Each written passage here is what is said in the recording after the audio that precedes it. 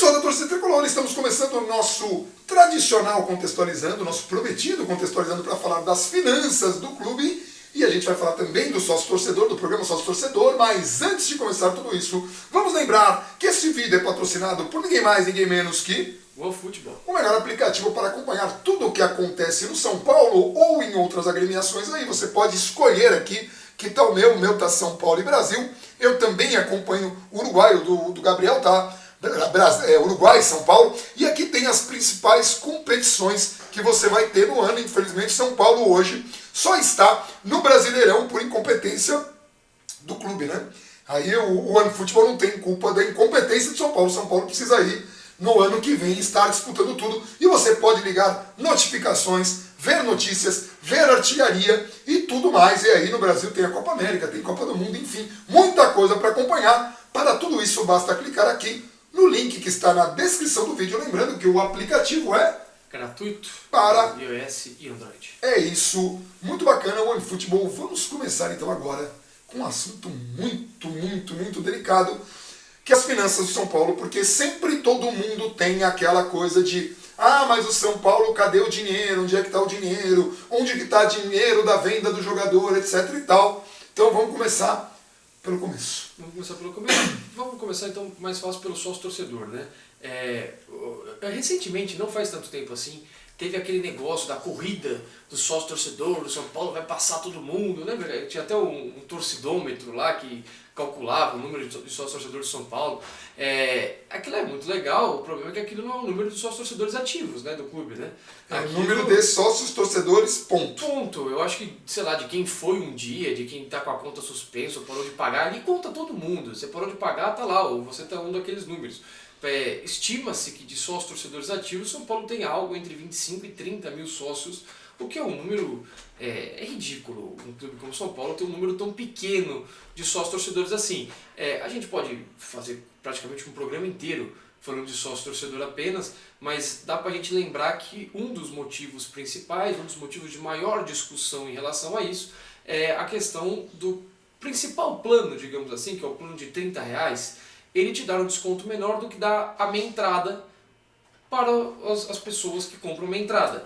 E o São Paulo ele tem um problema muito sério em relação a isso que a gente já falou várias vezes. O São Paulo não fiscaliza a meia entrada. O São Paulo é o pior clube do Brasil em fiscalizar a meia entrada. Eles não fazem menção de fiscalizar a meia entrada. Você compra a meia entrada, você entra e acabou. Então é óbvio que as pessoas que, enfim, querem vão comprar a meia entrada e vai pagar menos do que o sócio torcedor. Então não vai compensar para elas a sócio torcedor, porque ela vai comprar meio, o São Paulo não fiscaliza e fica por isso mesmo, né? O São Paulo não dá nenhum atrativo para o sócio torcedor, além desse desconto que é menor, muitas vezes pelo menos comprar antes em jogos que são muito e aí, concorridos. Recentemente o São Paulo tem tido pouquíssimos jogos de alta demanda, ou de pelo menos de alta demanda prévia, digamos assim, que é, por exemplo, o Campeonato Paulista, a final do Campeonato Paulista, vendeu uma carga considerável de sócio-torcedor. Você corria o risco, não sendo sócio-torcedor, de ficar fora de algum setor.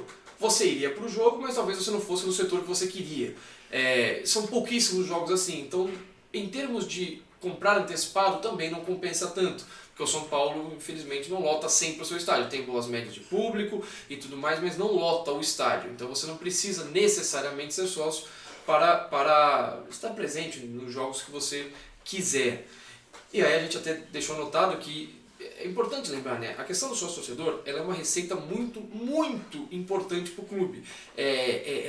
O São Paulo não consegue, tendo 25, 30 mil pessoas, com vários planos diferentes, ter uma receita aceitável. Aliás, a receita de sócio-torcedor e marketing do São Paulo, isso saiu recentemente, nós estamos falando tudo isso com base no relatório do Itaú BBA, no balanço do clube, no belíssimo trabalho feito pelo Rodrigo Capello no Globoesporte.com e com a ajuda do Vitor Pereira, né, no Twitter, @Vitor1930, que mexe com finanças, fez alguns gráficos também para tornar tudo mais claro. A gente está aqui pegando as partes mais importantes, né, ou contextualizando as partes mais importantes. E o São Paulo não consegue ter uma receita aceitável, o São Paulo não consegue acertar o seu sócio-torcedor, além desses motivos, por questões de não tornar atrativo, não ter alguma outra coisa. Por exemplo, o São Paulo tinha um clube de vantagens, né? Que você sendo sócio-torcedor, você ganhava lá umas moedas que você trocava por alguma experiência, alguma camisa, alguma coisa. Eu sou da época que você ganhava camisa só de sócio-torcedor, que eu peguei o primeiro plano, né? Sim, isso eu acho que até mais difícil, porque sim. não compensava para o clube, não precisa chegar a esse ponto. Mas o São Paulo tinha um programa de clube de vantagens que tinha uma série de parceiros que quando você comprava nesses parceiros através do sócio-torcedor, você ganhava ou um desconto ou umas moedas que você pegava essas moedas e trocava por uma camisa do clube, um livro, um pré-jogo, um camarote. O Banco Inter faz muito isso. Sim, e o São Paulo não tem mais isso. Os parceiros, você entra lá hoje no clube de vantagens, eles estão abandonados, alguns não fazem mais parte, você entra para ganhar um desconto, a moeda, qualquer coisa, eles não fazem mais parte, eles estão lá com o linkzinho deles lá. Então assim, tá muito jogado, o São Paulo precisa rever isso com uma certa urgência, porque o sócio-torcedor, e aí já fazendo a transição, ele entra num negócio chamado receita recorrente do clube. Que é a receita recorrente. É a receita que o clube tem de maneira fixa, sem contar coisas esporádicas. Por exemplo, venda de jogador. Você não sabe quando você vai vender no ano seguinte. Você não sabe se você vai fazer grandes números de vendas ou pouco. Então você precisa ter o sólido, o garantido, o fixo. Para quem é vendedor, né, que trabalha com comissão, é tipo o seu salário e o que você vai ganhar mais é o que você vende. O São Paulo, isso é o salário fixo ali. E gente, só para encerrar bem, a gente entende que a culpa do sócio-torcedor é do clube. No caso, nós, todos do site, somos sócio-torcedores. Eu compro meus ingressos, mesmo sendo credenciado, tudo isso para ajudar o clube. Aí muita gente vai falar, mas você quer ajudar, o clube está numa situação ruim, ou o presidente é ruim. A mim pouco interessa. E não estou falando que ninguém tem que fazer isso, mas a mim interessa ajudar o clube. É bom sempre ajudar o clube. Sempre ajudar o clube. Então assim, eu não vou falar para as pessoas, você precisa fazer. Mas é o que a gente faz. A gente tenta dar o exemplo. Por quê? Porque a gente precisa ajudar o clube, independente de quem seja o presidente, se é bom, se é ruim, se o time é bom ou ruim. A minha parte como torcedor eu sempre tento fazer parte nossa. Até porque isso, como nós estamos tentando mostrar aqui, isso ajuda o clube a ser mais forte. Quando o São Paulo, e a gente vai entrar para falar da venda de atletas, que você citou o exemplo do vendedor, que seria a comissão. Quando o São Paulo vende muitos atletas e depende disso, é porque, obviamente, tem marketing, tem uma série de coisas, tem bilheteria, tem Morumbi, tem você fazendo um péssimo trabalho com o dinheiro que você tem e você não ganha dinheiro com premiação, com grandes jogos, enfim. Como aconteceu esse ano todo. Exato, com uma série de coisas. Só que quando você tira essas receitas, você depende de venda de atletas, o clube está enfraquecido. É óbvio, quando o clube não tem uma quantidade absurda de vendas, o clube perde. E ainda assim, quando ele tem uma quantidade absurda, ele tem que suprir o dinheiro que ele não ganha no fixo, o dinheiro que ele não ganha garantido. Né? Recentemente foi divulgada a questão de marketing / sócio-torcedor de São Paulo. O valor é ridículo para um clube como São Paulo. Acho que em 2018 foi algo em torno de 40 milhões nessa soma. É pouquíssimo, é inadmissível ter apenas 40 milhões nesse sentido. Né? Acho que dos anos recentes, ou dos últimos 4 ou 5 anos, o pico disso foi em 2016. Talvez impulsionado pela vinda do Lugano, pela boa campanha de Libertadores, não sabemos, mas foi o momento que o São Paulo atingiu o ápice, provavelmente se acomodou, achou que estava tudo bem, não buscou melhorias e voltou. De lá para cá a linha vem caindo até chegar nesse ponto muito preocupante que nós estamos hoje em termos de sócio-torcedor. Né? Então assim, é um momento do clube olhar com carinho esse setor. Tem fazer agora melhorias. Tem um novo diretor de marketing agora, que poderia olhar isso. Não falta espaço para melhorar. E o São Paulo precisa atacar esse que é um dos principais problemas financeiros do clube, que é ter um setor tão importante com uma receita tão pequena. Independente da fase que está no campo, o São Paulo precisa, a galera que administra precisa administrar o clube com frieza, com inteligência, aproveitando a grandeza de história que o clube tem, o patrimônio que o clube tem, e oferecer experiências para o torcedor. Não é aquela experiência de soltar fogos antes do jogo e ficar lá explodindo, não. Experiências que tornem legítima, que melhorem o vínculo do torcedor com o São Paulo, de fazer mais torcedores como a gente.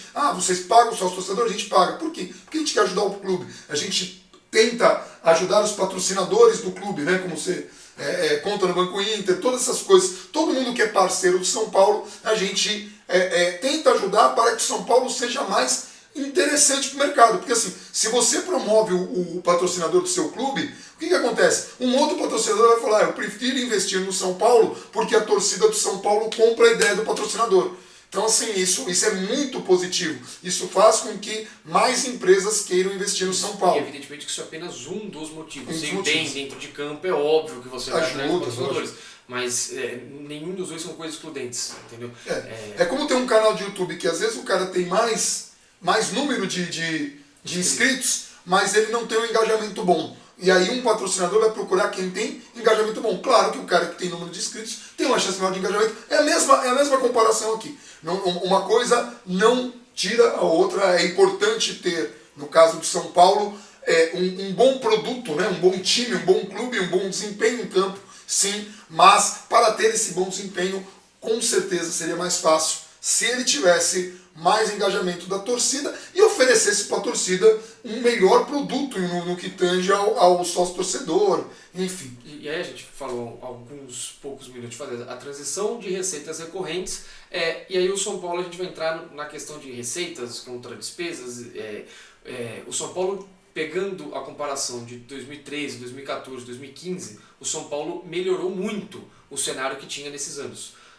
De 2016, 2017, 2018, que foi esses relatórios recentes são referentes ao ano de 2018, São Paulo melhorou consideravelmente, São Paulo melhorou bastante a sua situação. Isso não impede que alguns erros continuem sendo cometidos, como por exemplo a redundância, mas como em 2018 e 2019, os números de 2019 só saberemos ano que vem, mas o São Paulo... Se preocupam. O São Paulo pega o dinheiro, não é mais problema de quanto você tem de receita. O São Paulo, apesar de depender muito de venda de atletas, o São Paulo conseguiu fazer essas vendas. Então o São Paulo teve o dinheiro. E como você gasta o dinheiro? Mal. Você investe em jogadores péssimos, você investe em negócios horríveis que não te darão retorno nem esportivamente e nem dentro de campo. E aí é óbvio que... Nem esportivamente e nem para a venda. Nem esportivamente, nem financeiramente com vendas futuras. E aí o que acontece? A sua margem, ela passa a ser muito pequena. Porque o São Paulo, quando o São Paulo vende muito, o São Paulo finalmente consegue dar lucro no fim do ano. O São Paulo tem uma receita maior do que tem de despesa. Legal. Só que, a gente até deixou anotado ali, essa venda de atletas, ela não é revertida apenas para comprar outros atletas. Ela é revertida para o clube se manter. O São Paulo, para não dar prejuízo, o São Paulo depende da venda de atletas. O São Paulo, para funcionar, o São Paulo depende da venda de atletas. São Paulo é uma empresa grande, tem um estádio que tem manutenção, tem muitos funcionários que trabalham no clube diariamente. Tudo isso entra como custos do clube. E quando você... Liga o holofote de noite. Não, tudo. E quando você não tem outras receitas fixas, recorrentes, outras receitas para você agregar, a venda de jogador vem para suprir esse buraco, vem para tapar esse buraco. Então você não vai vender o cara por, 50 milhões de reais, então eu tenho 50 milhões de reais para investir em outro jogador. Não, porque você não tem outras coisas. Quem consegue fazer isso hoje? Palmeiras e Flamengo, cada um no seu modelo, são diferentes. Palmeiras tem um patrocínio forte, vem ganhando muito recentemente, então tem uma bilheteria forte, o sócio-torcedor deles é grande, porque também está ganhando bastante. E o acesso ao estádio, você depende de sócio-torcedor mesmo. Então assim, tem todos esses fatores. E aí o Flamengo, quando faz uma venda de um Vinícius Júnior, por exemplo, esse dinheiro resulta no Flamengo em 2019, podendo comprar Arrascaeta, Bruno Henrique, Felipe Luiz, Rafinha... E pagando salários grandes. E pagando salários enormes, e tendo um grande elenco, e traz o treinador mais bem pago do Brasil, e você faz tudo isso. O Palmeiras é a mesma coisa.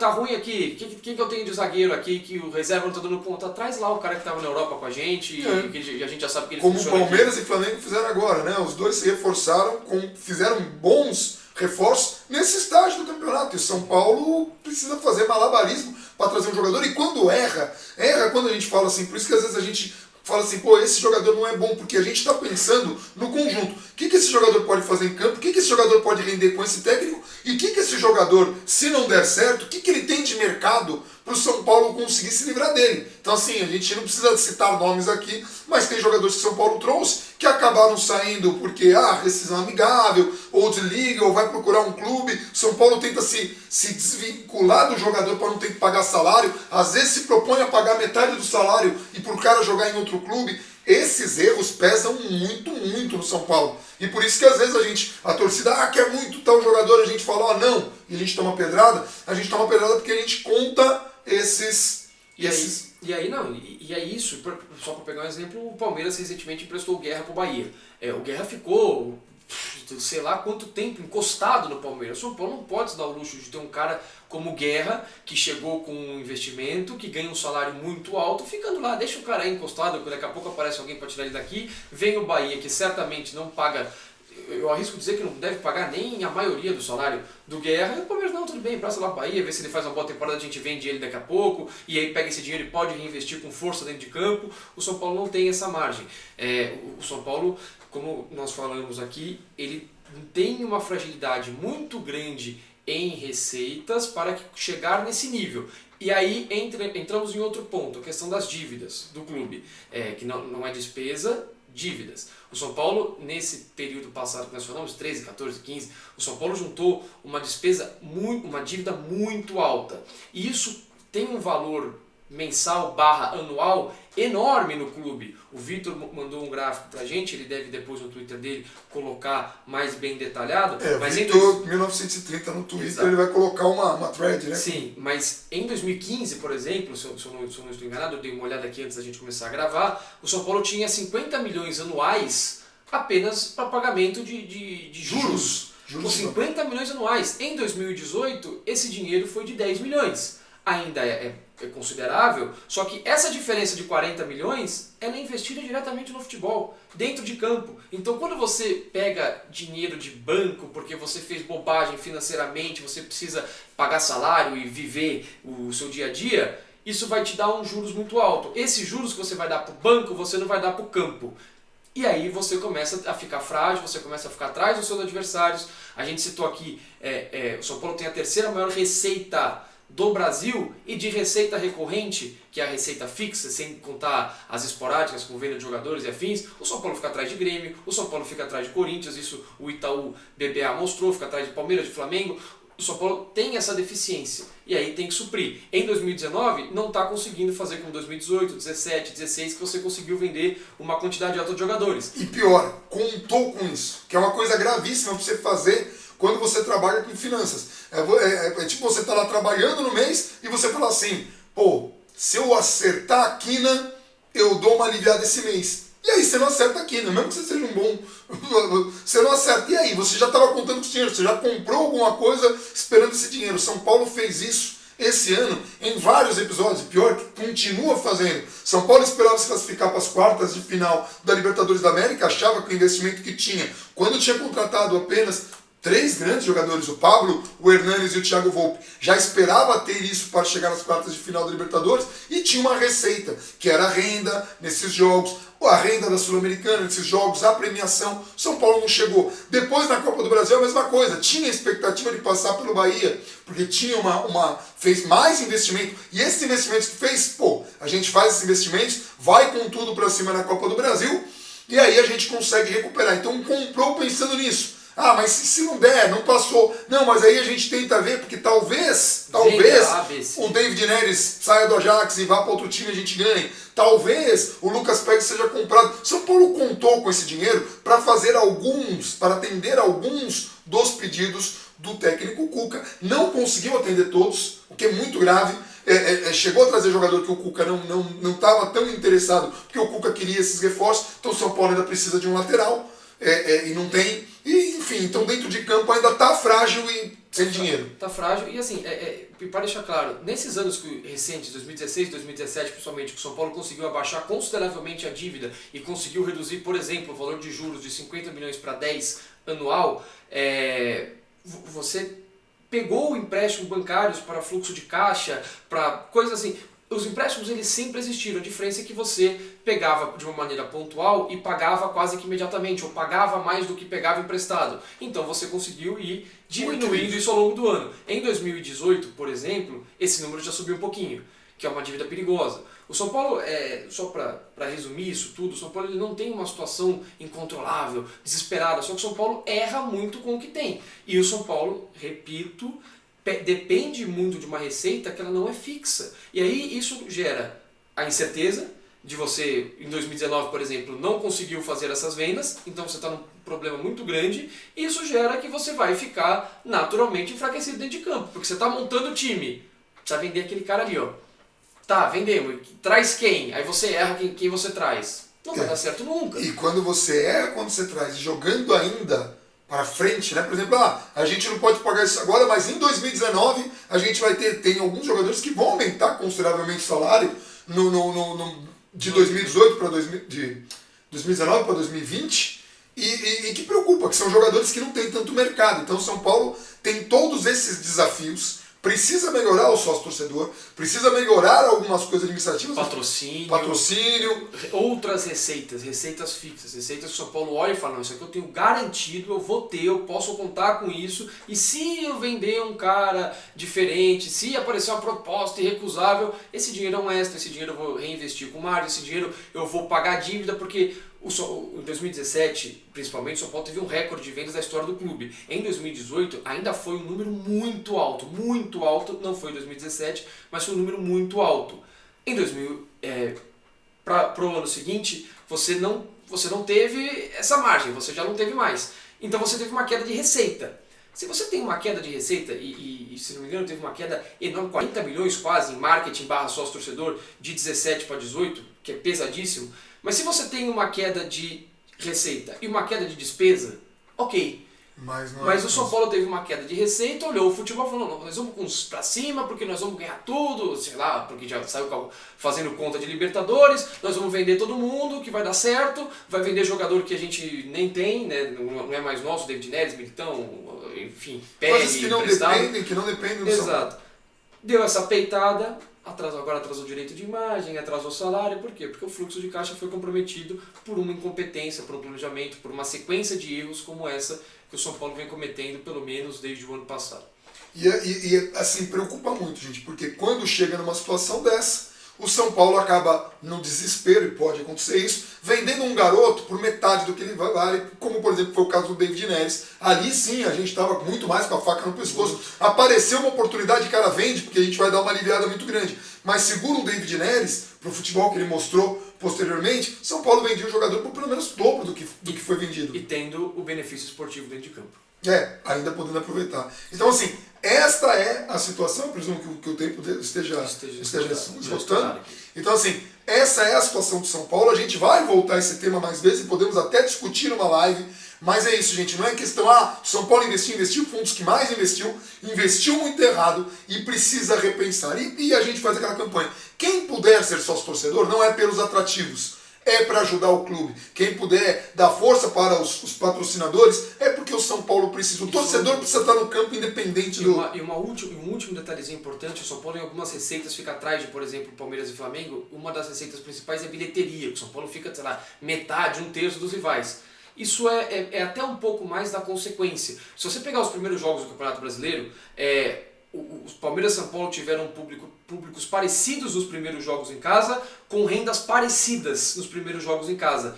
E qual que é a diferença? O Palmeiras está agora jogando Libertadores, São Paulo não está. O Palmeiras teve 3 jogos na fase de grupo, São Paulo não teve. Está tendo oitavas, deve ter quartas, talvez semi. O Palmeiras com oitavas e quartas, semifinal. São Paulo já não teve semifinal, as quartas de final. O Palmeiras lá no topo da tabela do Campeonato Brasileiro, enquanto o São Paulo fica aí 5 jogos sem ganhar, o público cai, aí você é obrigado a baixar ainda mais o preço do ingresso. Então a questão da bilheteria ela é menos preocupante no primeiro momento, porque ela é um pouco de consequência de todo esse cenário, de toda a incompetência, de todo o fracasso dentro de campo do São Paulo nos últimos anos.